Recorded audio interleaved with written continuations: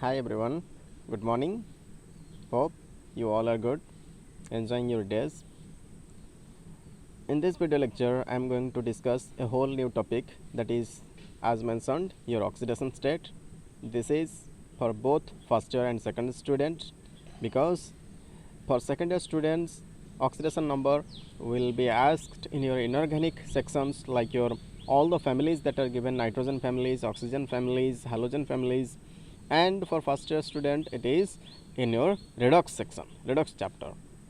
And before going to discuss this topic, I have a small request to all of you: please go through all the 30 elements, try to remember the charges or radicals that I have discussed in the radical section of first year students. And for second year students, please try to remember the valence electrons of the 30 elements up to 30 atomic number, so that it will be much more easier for you to calculate the oxidation number of any of the compounds. Clear? It will not ask, or the exam will not examination will not ask you to define a compound or to name a compound. Instead, it will many a times ask find out the oxidation number of central metal atoms. So it is needed for you to remember the charges or radical number or oxidation number of the elements up to atomic number 30. Clear? So now it's time to start the topic. So without doing let's get started as always. So first of all, the definition of oxidation number, I have written here the definition of oxidation, as I have divided the oxidation number as oxy plus addition. Oxy plus addition. So it will be much more easier for you to remember the oxidation number. Got my point? Very good. So the addition of oxygen or removal of hydrogen, this is another factor, but from this point you can easily remember addition of oxygen means oxidation. Addition of oxygen means oxidation. So addition of oxygen or removal of hydrogen, that we have already studied in our first year sections, is called oxidation. Is called oxidation. Got my point? Very good. So before going to the example, it is important to discuss the note point over here. So note that the oxidation state of neutral elements in their ground state, or the oxidation state, neutral elements in their ground state means elements like sodium, magnesium, calcium, aluminum, zinc, iron, etc. All the elements that are present in their ground state, that means those elements that does not carry any charges on them. And oxidation state of elementary gases like your oxygen, hydrogen, nitrogen, ozone, phosphorus, helium, neon, argon, any of the gases, elementary gases that are present in their elementary form, and neutral molecules, and oxidation state of neutral molecules like your water, ammonia, carbonyl, this is carbon monoxide, is called carbonyl, nitrosyl, nitric oxide, triphenyl phosphine, pyridine, etc. is always 0. This point is important. The oxidation number of these compounds is always taken as 0. This is very, very important. You have to remember this point. You have to keep in mind this point. Got my point? Very good.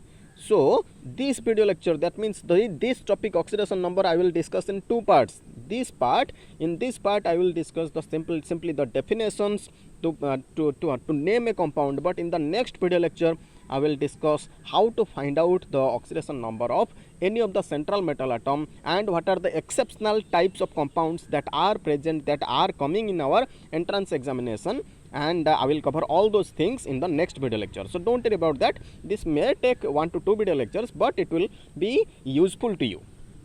Got my point? So for example, coming to the example, magnesium when reacts with oxygen forms magnesium oxide. We all have known these general equations. These are simple equations, and we are going through these examples from our school careers. So in this case, see, magnesium, since oxygen is added to magnesium, the oxidation of magnesium occurs in this case. Got my point? We will discuss in another way also how oxidation of magnesium occurs, but we will discuss it later. But the very moment, only know that since the addition of oxygen to magnesium occurs in this case, so oxidation of magnesium occurs and it forms magnesium oxide. Got my point? Very good. So moving on to next examples.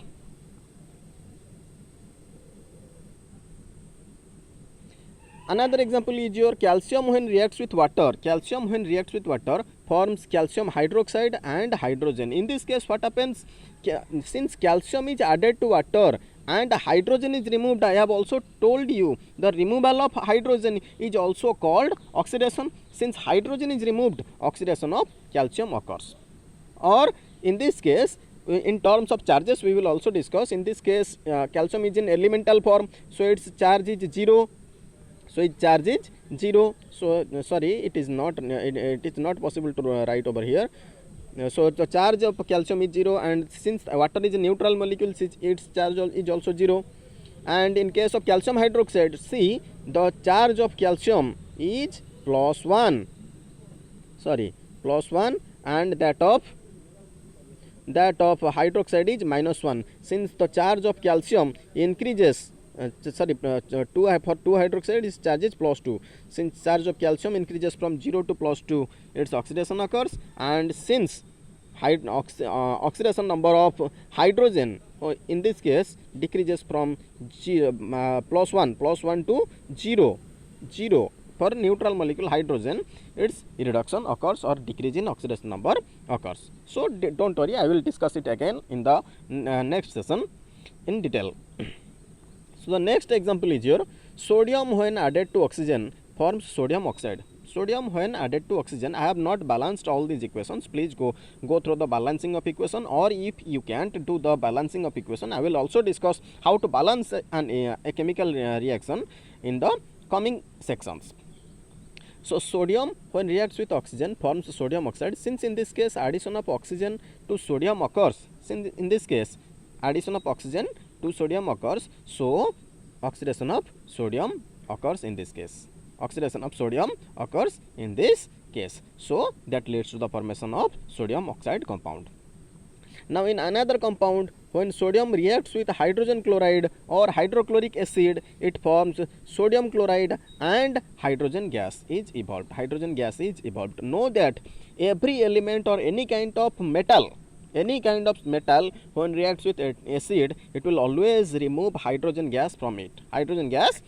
This is an important factor. This is a very important characteristics of metal or all the metals. So since sodium is a metal and it reacts with acid, it will definitely remove hydrogen gas and will form sodium chloride. See, in this case also, since removal of hydrogen occurs from HCl, hydrogen chloride, therefore oxidation of sodium occurs. Sodium remove hydrogen, so oxidation number of sodium occurs. Or in terms of charges, we can say the charge of sodium is 0 in this case, but in this case it is +1. Since charge, there is an increase in charge from 0 to +1, hence oxidation number of sodium occurs. And there is decrease in charge of hydrogen from +1 to 0, therefore decrease in oxidation of hydrogen occurs or reduction of hydrogen occurs in this case. Moving on to the next example, when aluminum reacts with sulfuric acid or hydrogen sulfate or sulfuric acid. So since aluminum is also a metal and sulfuric acid is an acid, therefore it will also remove hydrogen atom from the sulfuric acid because it has that characteristic. It is the characteristic property of metal atom. Therefore hydrogen will be removed and that leads to the formation of aluminum sulfate. Aluminum sulfate will be formed. In this case, since aluminum removed the hydrogen from sulfuric acid, therefore oxidation of aluminum occurs and aluminum sulfate is formed. Clear? Or in terms of oxidation number or charges, you can also define the same concept over here. And moving on to the next example, in case of tetracarbonyl nickel, since carbonyl, I have also discussed those things. Carbonyl is neutral ligand and its oxidation number is 0. Therefore, the oxidation number of nickel is 0. So don't worry about these things. For first year student, these things will be discussed in your second year classes. coordination chemistry chapter, and for second year students the same thing will be repeated in your coordination chapter. Don't worry, I will discuss in detail how these things happens, but for the very moment only know that the whenever a neutral ligand is attached to a central metal atom, its oxidation number is considered to be 0. Got my point? Very good. Moving on to the next example, hexamine copper. So in this case, since ammonia is also a neutral ligand, therefore oxidation number of copper is also taken as 0. Oxidation number of copper is also taken as 0. And moving on to second definition of oxidation number. What is oxidation in terms of transfer of electron?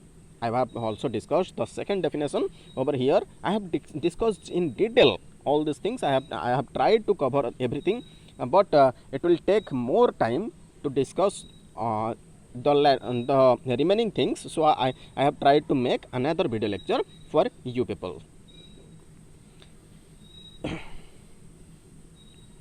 So in this video lecture, the second definition, moving on to the second definition, in terms of loss or gain of electron, I have defined the oxidation number as transfer of electron is also called oxidation. Transfer of electron means it may lose electron or may gain electron. Loss or gain of electron is called transfer of electron. So transfer of electron is also called oxidation. That is, loss of electron is called positive oxidation or increase in oxidation number, and gain of electron is called negative oxidation number, negative oxidation or reduction or decrease in oxidation number. Got my point? Very good. So I have taken some examples for you to get a clear idea or to get a better idea.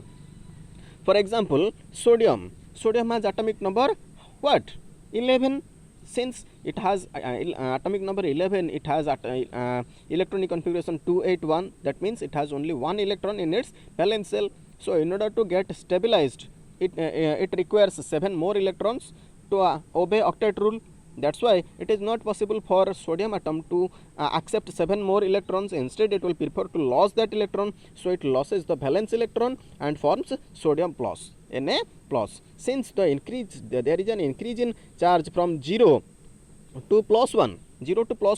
See, in this case, sodium is in ground state. No charge is present in sodium, but in this case sodium has plus 1 charge. Since charge increases from 0 to plus 1, there is increase in charge from 0 to plus 1. Therefore oxidation number also increases from 0 to plus 1. Oxidation number also increases from 0 to plus 1. So there is increase in oxidation number by plus 1. So I have taken another example, magnesium, aluminum. You can take any of the examples, any of the examples of elements or compounds that are present on the periodic table or that you people know, and you can calculate the oxidation number of those elements from that compounds or in their neutral states.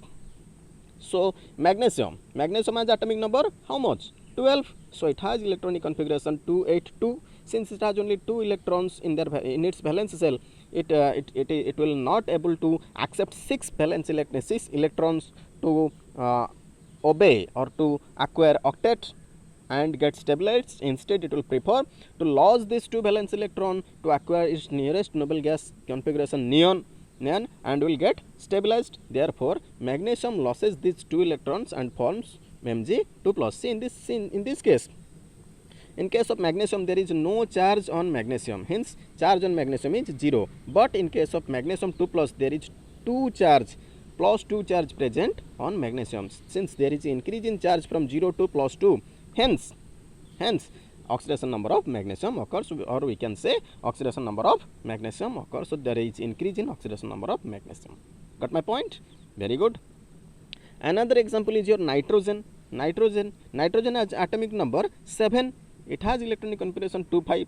Since it has 5 electrons in its valence shell, it will prefer to accept 3 electrons instead of losing 5 electrons to acquire the nearest noble gas configuration, so that it accepts 3 electrons. See, in this case, positive sign is given. That means acceptation of electrons occurs, not loss of electrons.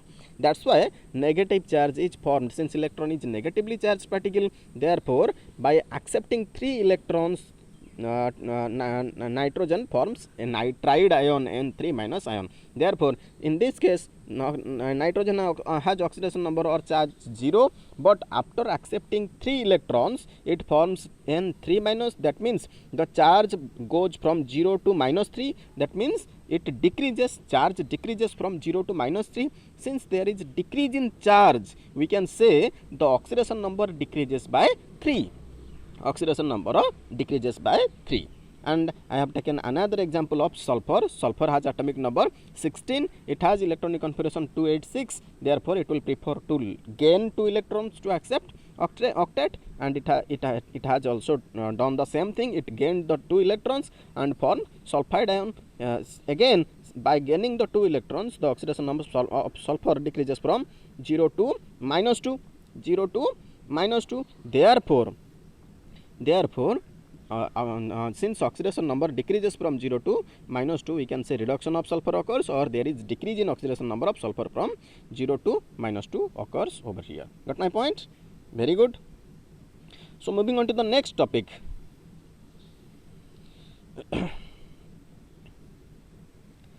I have written here the type of reaction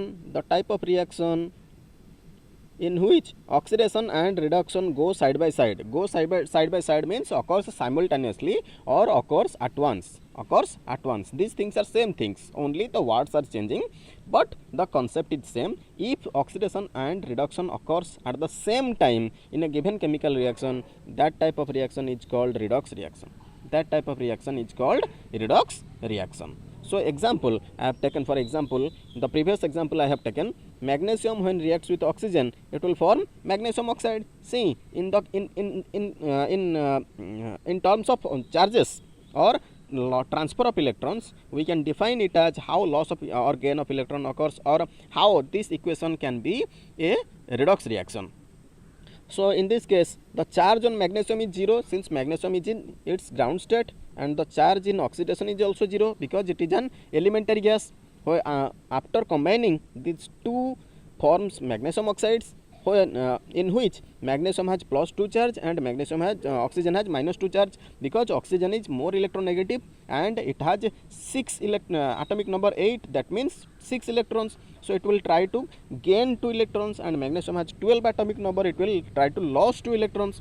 Therefore, transfer of electrons in this case occurs, and that leads to magnesium to acquire +2 charge and oxygen to acquire -2 charge. Since in case of magnesium, the charge increases from 0 to +2. Therefore, we can say the oxidation number of magnesium occurs in this case, or there is an increase in oxidation number of magnesium from 0 to +2. In the same way, there is a decrease in oxidation number or charge from 0 to -2 in case of oxygen. I have written here there is decrease in oxidation number by 2, or reduction of oxygen occurs. Got my point? Very good. And another example that I have taken here is aluminum when reacts with sulfuric acid. Since aluminum is a metal, when reacts with acid, it will definitely remove hydrogen, and removal of hydrogen means oxidation. Got my point? So when aluminum reacts with sulfuric acid, it will form aluminum sulfate and hydrogen. So in this case, aluminum is in its elementary form, so it has oxidation number 0, and sulfuric acid, since it is an acid that forms by two parts, radical parts, that means sulfate part and hydrogen part. Sulfate has charge -2, therefore hydrogen has charge +2, and when they combine, they form aluminum sulfate, in which aluminum has charge +3 and sulfate has charge -2. So in order to remove in order to understand how these charges are coming, or how these charges occurs in the on top of the elements or radical parts, you have to go through the radical part of your first year chapter. Topic, basic chemistry, first chapter, and in that chapter you have to go through the radical part. And since hydrogen is in its elemental form, that means neutral gaseous form, so it has oxidation number 0. So in this case, the charge on aluminum increases from 0 to +3. Since there is an increase in charge of aluminum from 0 to +3, we can say oxidation of aluminum occurs by 3. That means oxidation number increases by 3, and there is a decrease in oxidation number or positive charge of hydrogen from +1 or plus 2 to 0. In this case plus 2, since for minus 2, in order to balance minus 2 I have written plus 2. But actually hydrogen has charge plus 1. So whatever it may have a plus 1 or plus 2, but in this case the charge decreases from plus charge to 0. Since there is a decrease in charge from plus 2 to 0, therefore we can say oxidation number of hydrogen decreases by 2, or there is decrease in oxidation number by 2 of hydrogen atom. Got my point? So these type of reaction in which oxidation and reduction occurs simultaneously or go side by side are called redox reactions. Got my point? What are oxidation, what are reductions, how oxidation number is determined, what are redox reactions. And now moving on to one of the applications of oxidation, I will close the topic by discussing the one of the applications, and in the next video lecture I will discuss another applications that is left, how to calculate the oxidation number. That is very important. I will discuss that topic in the next video lecture, but in this video lecture I will cover one of the applications. So moving on to the application,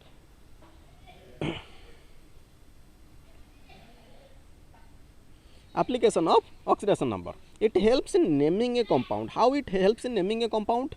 Because in the first year classes we have known the elements having higher oxidation number are called eke, and the elements having lower oxidation number are called os.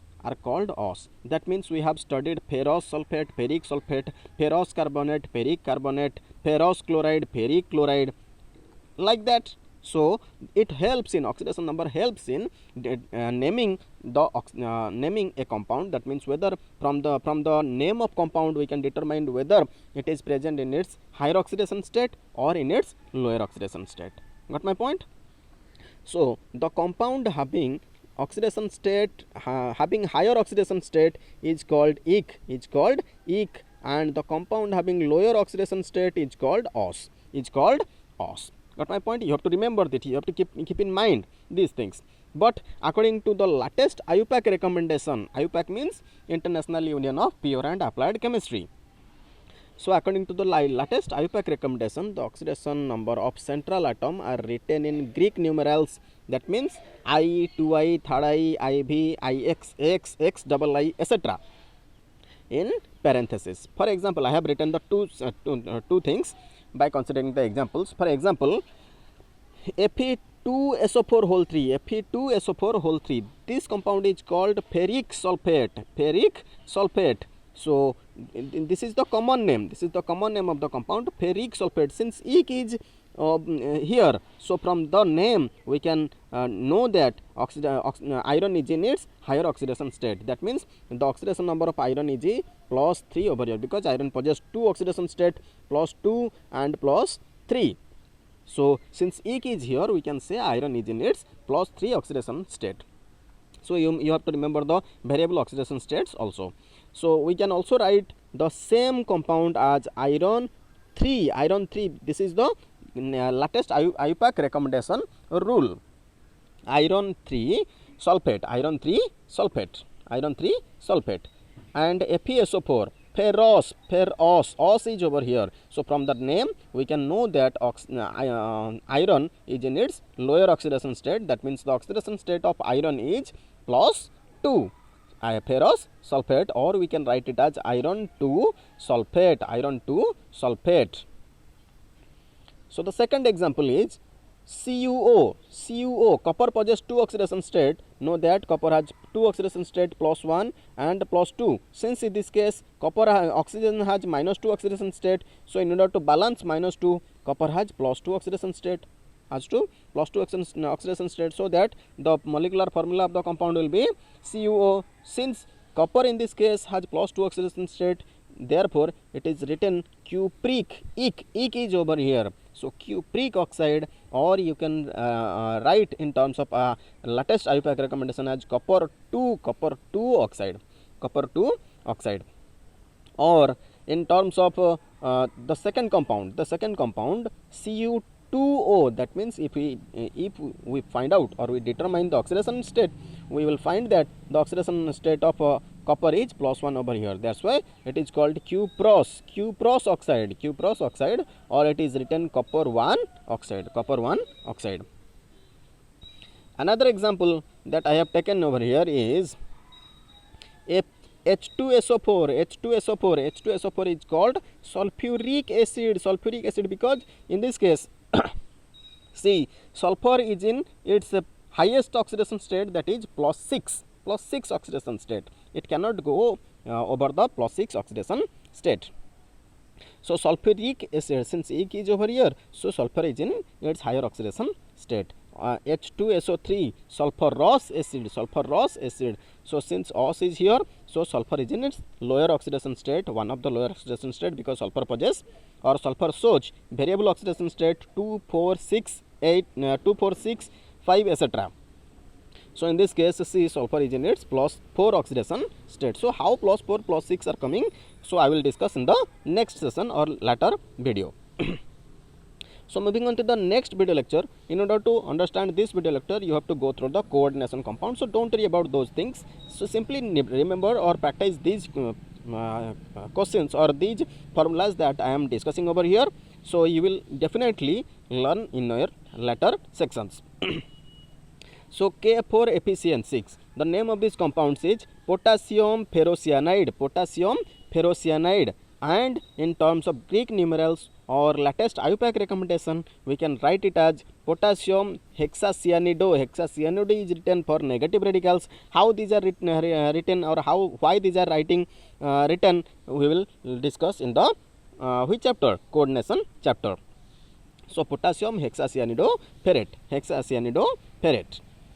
The next compound is K4FeCN6. The name is potassium ferricyanide. If K4 is present, potassium ferrocyanide. If K3 is present, potassium ferricyanide. And the latest, according to latest IUPAC recommendation, its name is potassium hexacyanido ferrate 3, whereas in this case the oxidation state is ferrate 2, that means oxidation state is +2, whereas in the latter section the oxidation state is +3.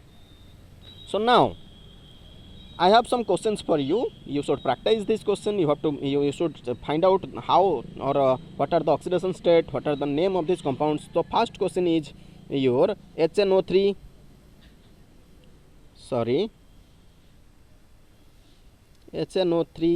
and second question is your HNO2. The second question is your Hg2Cl2 and HgCl2. This is Cl. The third question is your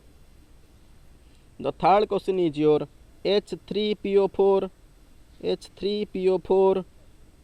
This is phosphorus, and its second part is H3PO3.